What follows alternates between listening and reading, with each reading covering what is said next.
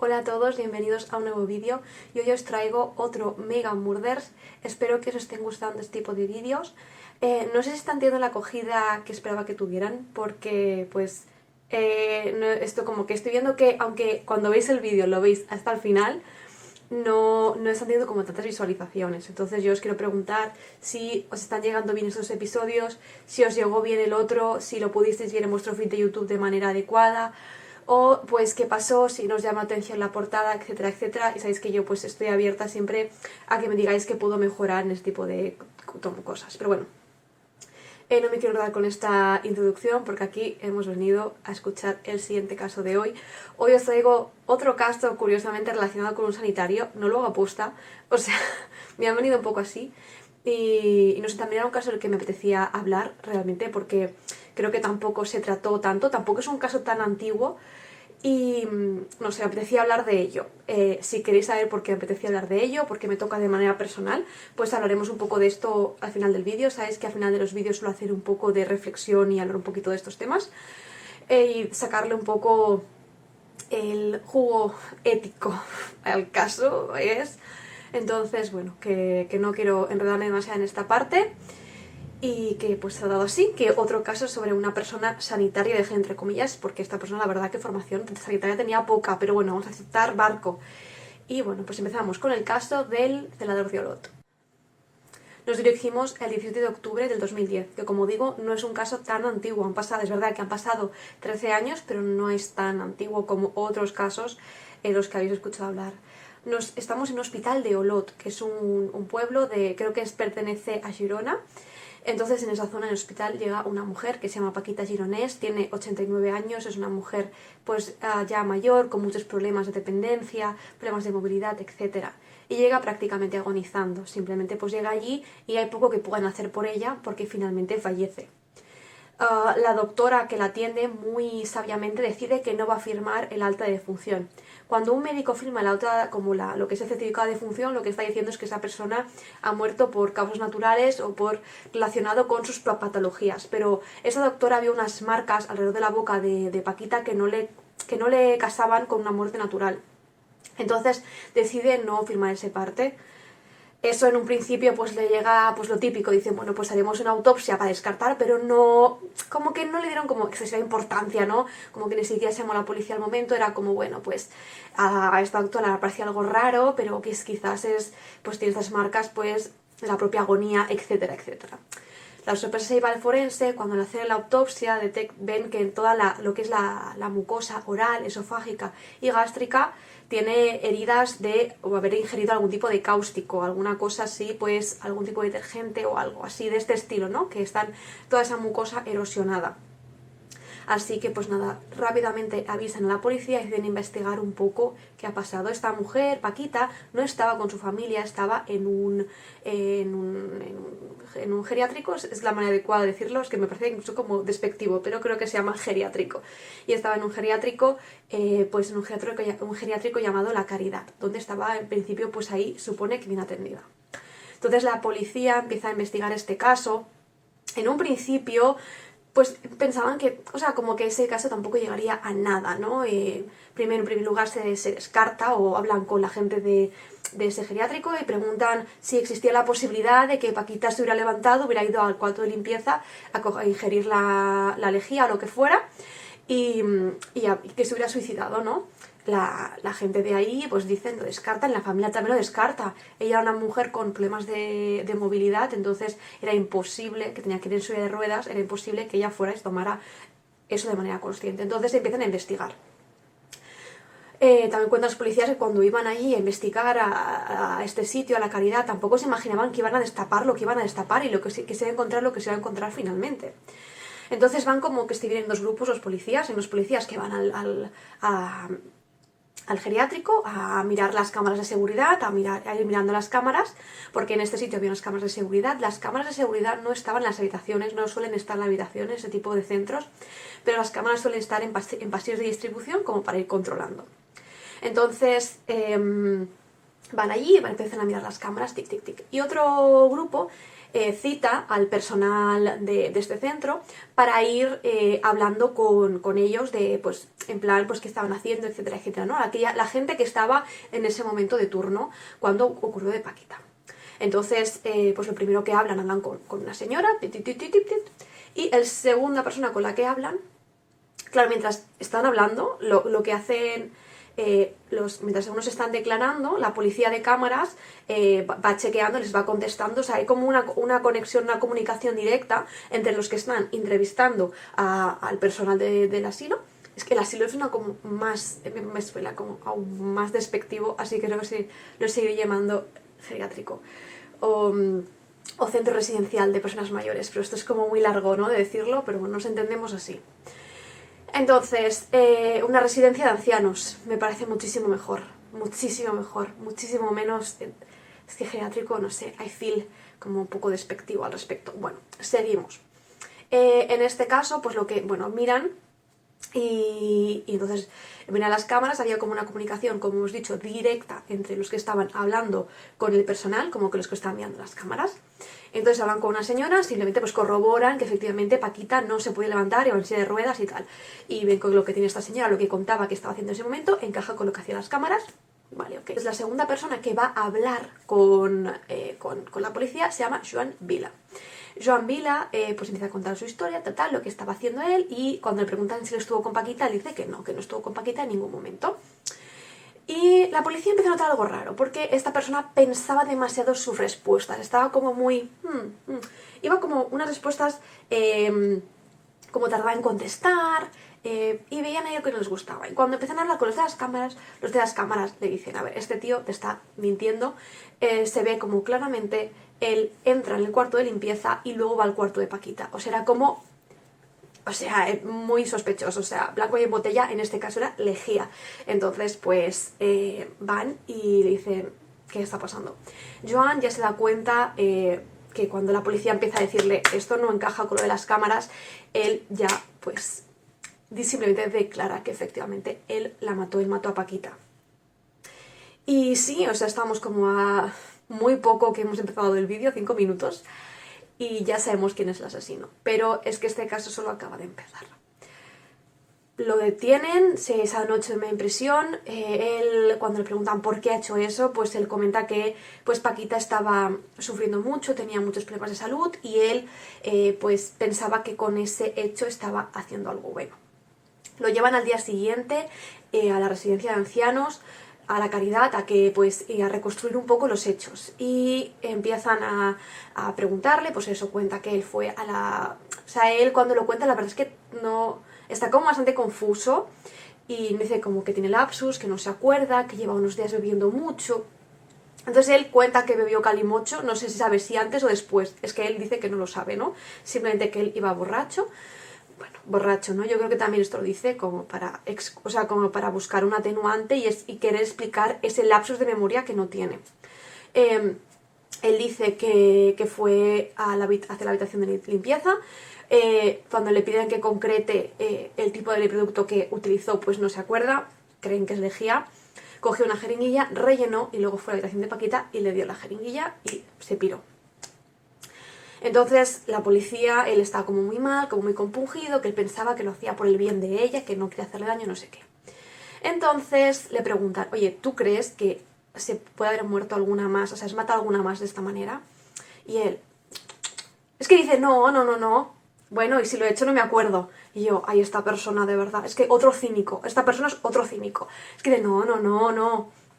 Pero si ha pasado, pues no me acuerdo, o sea, o sea, perdón por reírme, porque es que no entiendo, de verdad, es como puedes tener... ¿Cómo no te vas a acordar? ¿Cómo no te vas a acordar si has matado a alguien, por favor?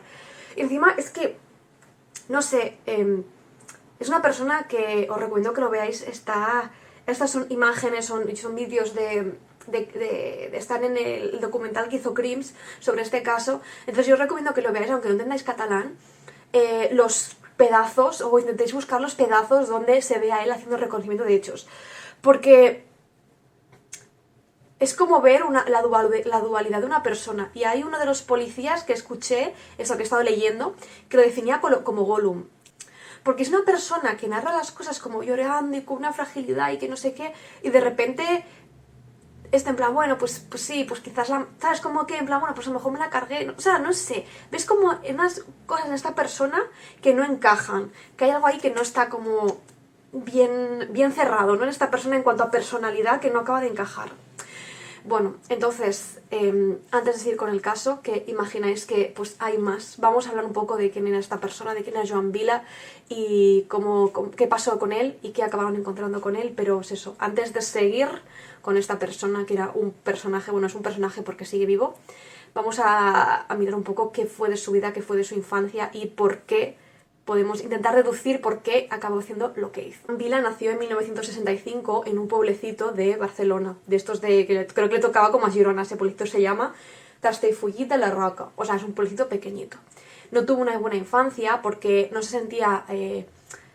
según se comenta, eso era una persona que primero se definió como homosexual y luego pues se ha acabado viendo que se sentía mujer trans. Entonces el hecho de no estar como cómodo con su propio cuerpo hizo que pues como que definió bastante el resto de su vida. Aparte era una persona pues según cuentan tenía acné, tenía un temblor de manos, así que eso lo hizo cada vez más retraído, la gente le hacía bullying, que estamos en un pueblo pequeño en Cataluña que pues eso, como de mente muy cerrada.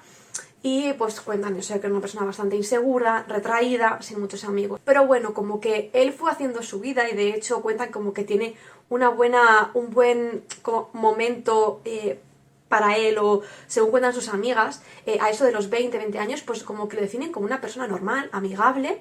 De hecho, pues él estudió peluquería, le gustaba muchísimo el mundo de la peluquería y peinaba a sus amigas y decían que les pedía peinados de la época, peinados modernos. Y además su familia tenía un pisito, os voy a decir dónde exactamente, en Castellón de Ampurias, que es otro pueblecito que se ve que está al lado del mar. Así que él aprovechaba ese mini apartamento pues como para pues salir algunas noches y quedarse a dormir allí, donde pues empezó a tener sus primeros novietes.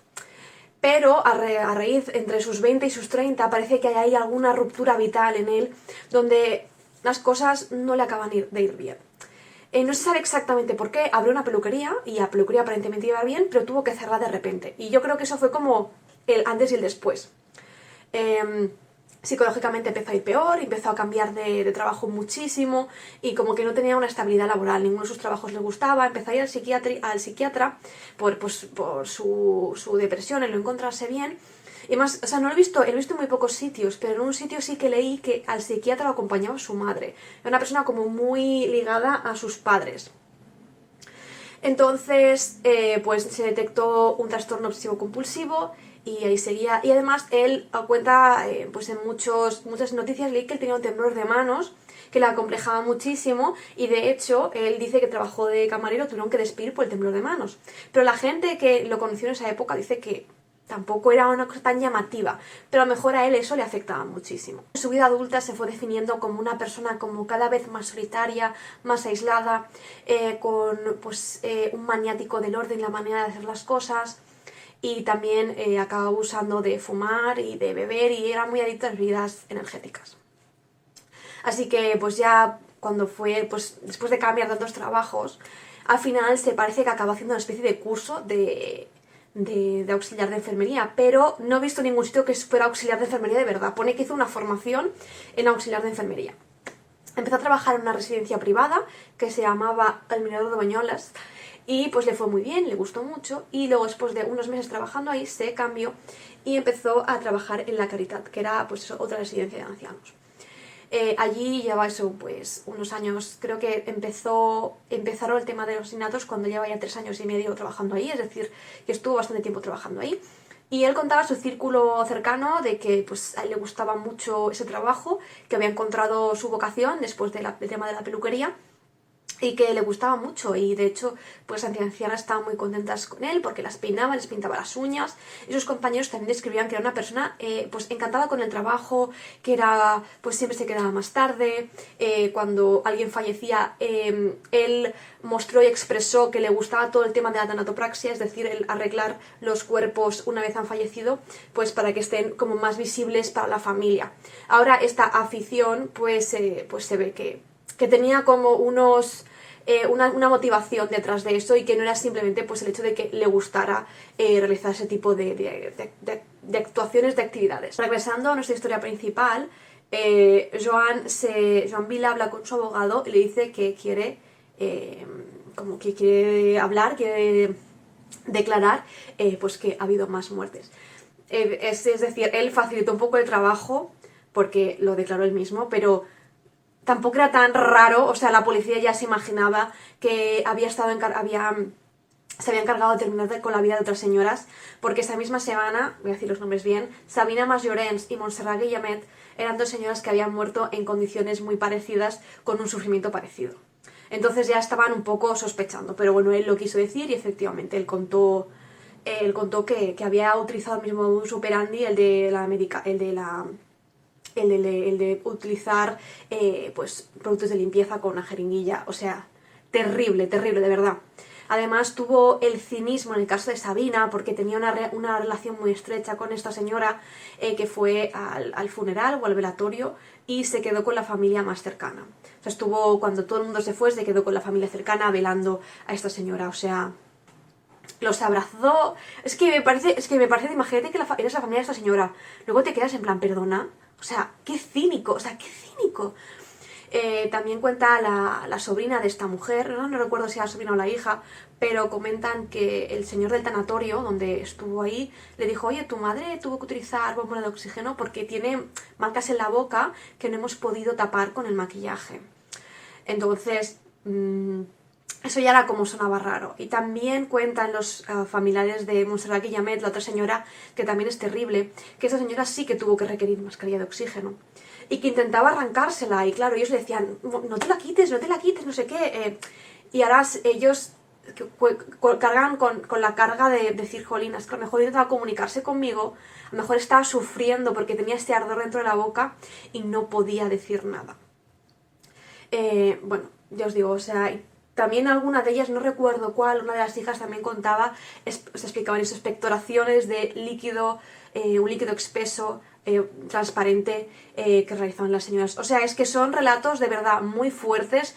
Yo estaba viendo y me parecían como terrible, o sea, no es solo pasar el duelo de que estás perdiendo a tu familiar, estás viendo esa agonía, viendo lo que sufre, o sea, es que te suma un montón al alma y duelo, o sea, es que...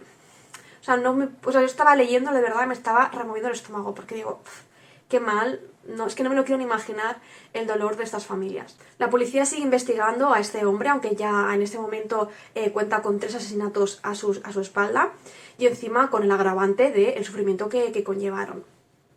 Empiezan a investigar y se dan cuenta que durante los años que este hombre ha trabajado ahí, que creo que fueron en total 5 años, contaron unos 5 años, y en esos 5 años habían muerto unas 59 personas, en las cuales en la mitad de ellas había estado Joan Vila por ahí paseando, o le tocaba guardia, o se quedaba más tarde, pero ahí estaba presente este hombre. Algo que ya empezó a resultar como demasiado sospechoso. El juez mandó la exhumación de 8 cadáveres, los cuales habían muerto en condiciones parecidas, ¿no? En muertes algo sospechosas. Eran personas que habían fallecido entre 1 y 2 años atrás. Es decir, los cadáveres lo que cuentan que fue como duro sumar esos cuerpos porque son cuerpos en descomposición. O sea, no es un cuerpo de hace 10 años que vas a encontrar huesos, ¿no? Sino que sabes que te vas a encontrar ahí a la persona, ¿no? Y de hecho, si buscáis por internet ya también hay imágenes que no voy a poner aquí porque, o sea, evidentemente no se ve no se ve todo el cuerpo, pero sí que antes la prensa, la verdad, o sea, wow, o sea, wow, se publicaban unas cosas que ahora mismo me parecen imposibles. Bueno, encuentran eso, los exhuman, les hace el estudio y pues lamentablemente no encuentran nada. Es decir, encuentran sustancias tóxicas en los tejidos, pero al no tener sangre no pueden establecer que esas sustancias tóxicas han sido las que han causado la muerte. Me explico. Científicamente está establecido, ¿no?, en cuanto a dosis letales de sangre, cuál es la cantidad de determinados fármacos que te va a causar la muerte. Pero por mucho que tú tengas una dosis letal de ese fármaco en cerebro, en hígado, tal, es difícil, o sea, no puedes hacer una relación en plan que este fármaco te ha causado la muerte por tenerlo en el hígado o por tenerlo en el cerebro, porque no está como establecido de manera científica. es por eso fuese hecho. Es decir, había muchos fármacos, pero no podían, al no tener sangre, no podían decir esos fármacos son los que le han causado la muerte porque tenía dosis letal, pero porque no sabían si tenía o no la dosis letal. Así que, bueno, no se llega a nada, pero de repente Joan vuelve a decidir a hablar de nuevo. Lo único que creo que tenemos que agradecerle a este hombre, o tienen que agradecerle a este hombre a las familias, es que habló, porque no había pruebas como tal. Si no hubiera sido porque él habló, porque le dio por ahí y empezó a contar todo lo que había hecho, esas familias se quedarían siempre con la duda. Igualmente creo que hay familias que deben seguir con la duda de esos años que él trabajó ahí, si realmente su familiar pudo haber sufrido algo relacionado con él. Pero bueno, eso hay que agradecerle que esas víctimas, las que reconoció, acabó reconociendo. Os voy a leer los nombres de los que finalmente reconoció. Bueno, según cuentan, se fue con su abogado, el fiscal, la acusación, tal, y el juez. Y el juez iba leyendo nombres y le iba diciendo si sí o si no. Os leo. Porque estos nombres a veces no se dicen, o sea, los que he visto no siempre se dicen, pero me parece como importante que esas personas cuenten y que se sepan sus nombres y que las recordemos porque... O sea, que no sean ni números más en las personas que mató a este señor. Por favor, qué rabia de persona. Asesinó a Rosa Barbures Pujol, Francisca Matilde de Fiol, Teresa Puig Boixadera, Isidra García Aceijas, Carmen Vilanova Viñolas, Luis Salleras Claret, Joan Canal Julià y Montserrat Canalies Montalva. O sea que, si contamos las 3 señoras del principio, más estas 8 personas, o sea, tenemos un total de 11 personas. Muy heavy, y las que quizás no se saben, es muy heavy. Entonces, según se cree un poco cómo funcionó, empezó con ese tipo de procedimientos cuando llevaba eso unos 3 años y medio en el centro. Y lo que solía hacer era esperar a que la enfermera se fuera, se quedaba en el turno de noche, y empezó con ese tipo de cosas. Al principio, estas 8 víctimas que he relatado al final, el modus operandi fue usando sobredosis de medicamentos o sobredosis de insulina.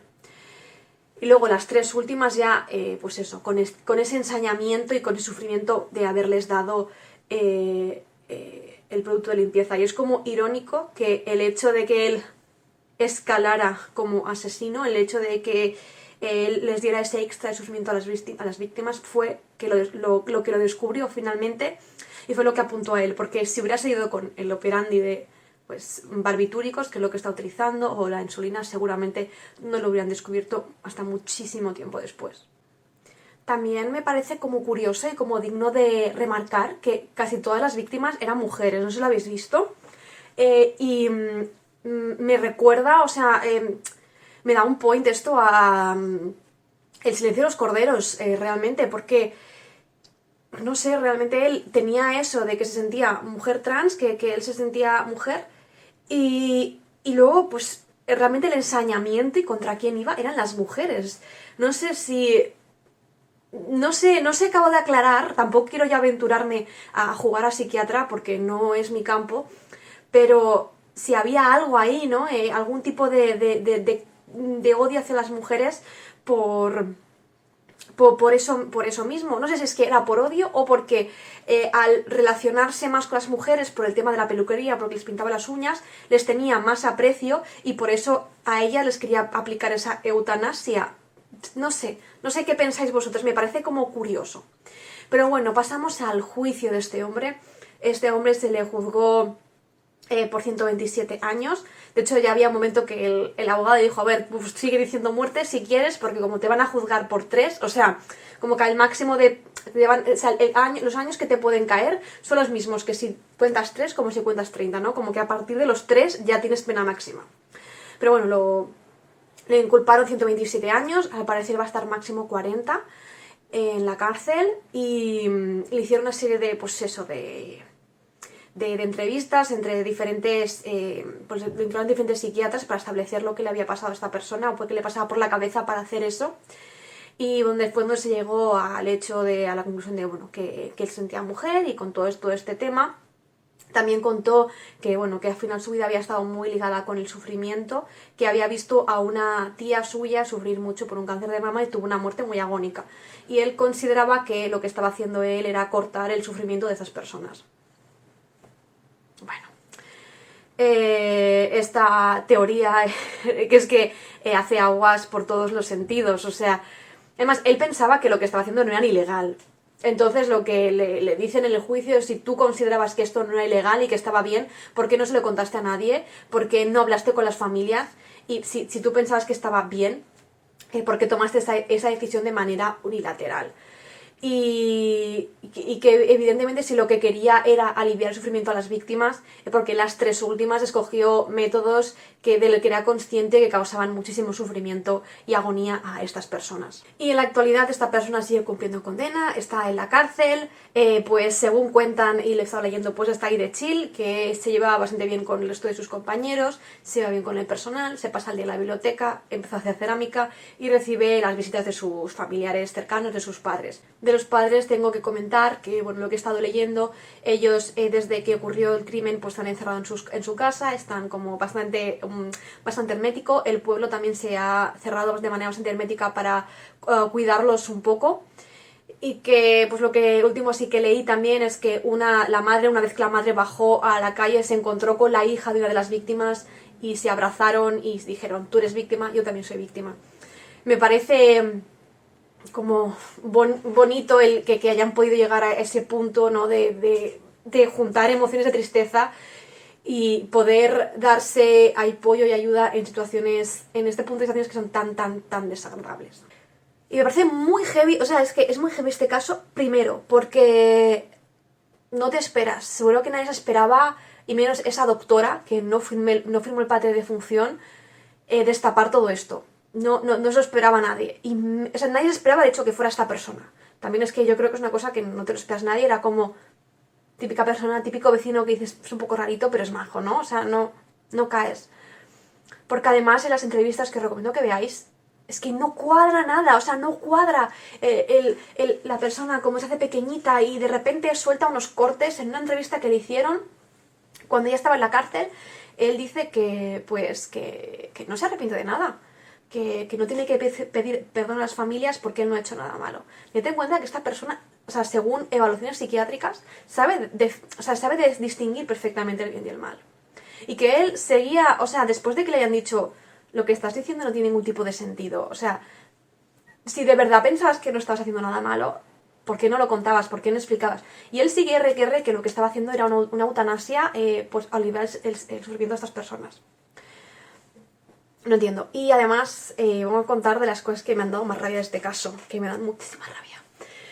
Y la primera es que Paquita Gironès, la víctima, que yo creo que eso espero que le quede ahí en el cielito donde esté Paquita, pues es aplauso para ella, porque gracias a ella, gracias bueno, lamentablemente por lo que le pasó, fue lo que se le descubrió a él y pudo impedir que él siguiera haciendo ese dolor y ese daño a otras personas. Así que, o sea, yo no sé, pues no sé cómo mandarle, pues eso, un poco de no sé, nuestra energía ahí a Paquita y donde esté. Y es que Paquita se había quejado ya bastante de Joan. Decía que Joan intentaba matarla, que la maltrataba. Dijo que la intentaba picar con una aguja, o había intentado quemar, o sea, al limpiarle las partes, le había intentado limpiar con agua ardiendo. También, de hecho, cuentan que se ve cómo se la lleva con las cámaras de seguridad. Se la lleva a una zona con la silla de ruedas, a una zona donde no había cámaras de seguridad, y luego al volver Paquita tenía hematomas y moratones por la cara y por el pecho. Entonces, Paquita ya había dicho que él la intentaba matar, de hecho se refería a él como el malnacido. Y nadie la creyó, todo el mundo pensaba que es una mayor loca. Y esto me da un montón de rabia, o sea, ella es verdad que tenía demencia, pero, tío, o sea, no sé, o sea, creo que tenía como sentido lo que estaba diciendo. Y como que tenía coherencia. No es como, pues ahora es ahora es otro, no, tenía coherencia hacia esta persona. Y me da mucha rabia que, pues eso, que hayan tenido que morir. Es que me voy a poner a llorar porque es que me da un montón de rabia que se hayan muerto las 3 señoras con tanto sufrimiento y tan mal, porque de verdad, o sea, también por parte de los médicos, que vemos una persona mayor, nos pasa con las personas mayores y las personas gordas, que es, si le pasa algo a alguien porque está mayor, es porque es mayor, y si le pasa a alguien porque está gordo, es porque es gordo, y no investigamos nada más, y me da mucha rabia, hay que ser más humanos. Si esta doctora no hubiera visto algo raro en el cadáver de Paquita y hubiera firmado, este hombre se hubiera cargado a otra y a otra y a otra, y a saber hasta cuándo, porque a veces no prestamos la atención que toca, sobre todo a la gente mayor. Por favor, chicos, de verdad. Yo lo viví con mi abuela, me dio muchísima rabia cosas que viví. Y no puedo contar esto porque me voy a poner a llorar. Pero bueno, así brevemente. Que vino una doctora, me dijo o sea, vino como un día, o sea, yo veía a mi abuela mal. Dije, yo no la veo bien, las constantes no cuadraban con la patología que tenía, no cuadraba nada. Y veo una chiquita joven de mi edad. Y va y me dice, no, esto es normal, no sé qué. O sea, encima... O sea, como que le quitó importancia y tuvo el chocho gordo, de escribir en la historia clínica de esta que trae los del SAT. Bueno, el SAT no es bueno, los que traen aquí, pues bueno, escribió ahí en su historia de lo que traen estos. Escribió y dijo, como que la nieta es médico, o sea, o es estudiante de medicina y está sobrevalorando las constantes, o sobrevalora las constantes. Eso, hermana, no lo puedes poner en una historia clínica, porque ya los médicos se pasan por la fufa, muchas cosas de lo que le pasa a la gente mayor, y si tú vas y lo pones en una historia clínica, que yo soy médico y yo sobrevaloro las constantes, o estoy como haciendo el show, el siguiente que vea eso va a leerlo y ni siquiera va a mandarme una ambulancia. Va a decir, pues, es la chavala esta que flipa. Pero es que además, no solo eso, sino que tenía razón porque mi abuela se murió al día siguiente. Entonces, os podéis imaginar que si yo veo a esa chavala, ¿qué le haces? O sea, ¿qué le haces? Y otra cosa que también me da mucha rabia, y creo que se hizo mal por parte de la residencia, y que por cierto me da calma y tranquilidad saber que parte de la indemnización que tuvo que dar en las familias tuvo que pagar la residencia, una parte, porque también es por culpa vuestra, chicos. O sea, las cosas son como son. Esta persona no tenía formación, no era auxiliar de enfermería, no era nada. Anyway, los auxiliares de enfermería no pueden dar medicación. Pero bueno, yo sé que las residencias, echa la ley, echa la trampa, porque al final a veces no hay enfermera, tal, y la das tú. Venga, pero es que esta persona ni siquiera era eso, o sea, no era auxiliar de enfermería, no había estudiado nada de sanidad. Estaba ahí, pues porque tenía un curso de algo, entonces estaba ahí. Y pues el cuarto de la medicación, porque las primeras personas a las que se cargó lo hizo con medicación, no había ningún tipo de control. Entraban y lo cogían y se lo daban. Y chicos, las cosas no son así, porque luego pasan cosas como estas. Y seguro que pasan cosas como estas y no las vemos, no nos damos cuenta, y seguro que han pasado un montón de veces. Me toca el parrus, por favor. O sea, tiene que haber aunque si no podéis, o sea, si el centro que está viendo esto, la residencia que estáis viendo esto, no podéis pagar a un farmacéutico o a un médico o a alguien, poned a un auxiliar de farmacia, que hay un montón, que están súper bien formados, que son gente bajísima, que controlen la medicación, que al menos que esté un poco controlada. Ya me dejáis vuestras opiniones al respecto y qué pensáis y qué queréis opinar. Que he contado mi vida entera, he contado el caso y 7 story times. Así que bueno, espero que estéis agradecidos de ello. Y empiezo a entender por qué nadie mira mis casos de asesinatos. También es una cosa que me está quedando clara. Así que bueno, muchas gracias por verme. Como siempre os leo y nos vemos próximamente en un próximo vídeo. ¡Chao!